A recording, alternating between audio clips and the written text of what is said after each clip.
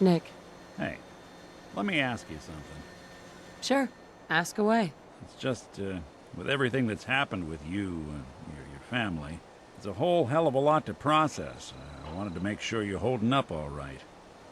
Yeah, I'm alright. Huh. You're a tougher nut than I thought. Tougher than I was. Took me a long damn time to get a feel for this place. Thank goodness I found Diamond City. It's got its flaws, sure, but it beats the hell out of anywhere else in the Commonwealth.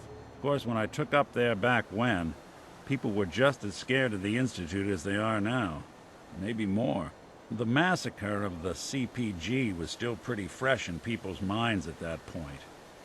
Folks were still losing sleep over the broken mask. Plenty of people assumed I was just a saboteur, moving in to melt down the reactor or poison the drinking water. But at the time, they couldn't exactly turn me away. Broken mask? This was long before I'd moved to town, but apparently some gentleman type shows up in Diamond City, heads down to Power Noodles. Guess he didn't like the food because he pulled his pistol and opened fire on the folks enjoying theirs.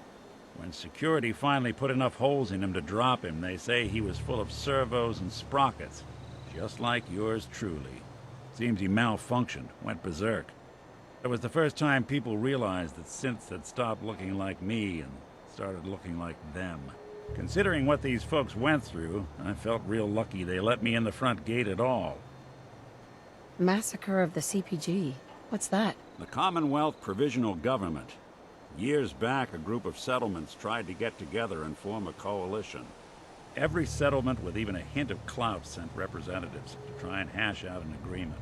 Only the Institute sent a representative of their own, a synth. The man killed every rep at the talks. The Commonwealth Provisional Government was over before it even got off the ground.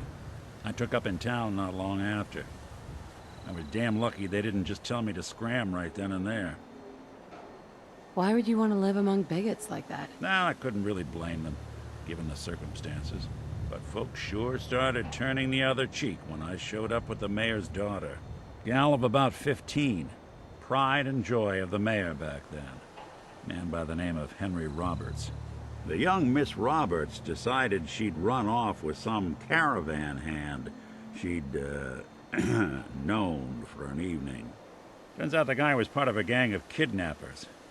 I didn't even know who I was rescuing, just stumbled on a crying girl and 4 toughs. I took her home and the mayor dubbed me a hero, offered me a place in town. Lots of folks protested, said I was a spy, but he wouldn't have it.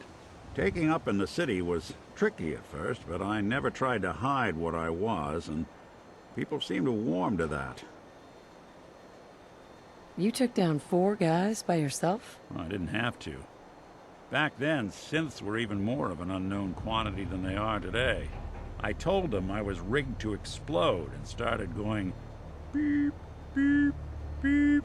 Hardest part of that rescue was keeping from laughing as they climbed over each other to get away. You're not a spy, right? Testing, testing. Hello, Institute, can you hear me? Hello. Hell if I know. If I am, the Institute's plan to gather intel on all the runaways of the Commonwealth has been going off without a hitch. Why would you stay in a place where you clearly weren't wanted? Well, there were times I seriously considered going. I started off doing the jobs no one else wanted. I got more banged up being Diamond City's handyman than I ever did living out in the ruins. But I guess folks never forgot I rescued the mayor's daughter, so they started coming to me when people went missing. Wife runs off with a new paramour and takes the rent money with her. Talk to the synth. An upset father decides moving him and the kids to Good Neighbor in the dead of night's not the worst damn idea since the bomb. Go get Nick. After a while, the jobs got so backed up, they didn't even ask me to do the handyman stuff anymore. Hell, I was so happy to do it, it was months before I started charging anyone.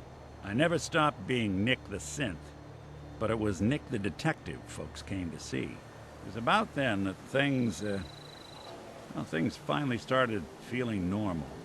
It took me a long time to realize that home is where you make it.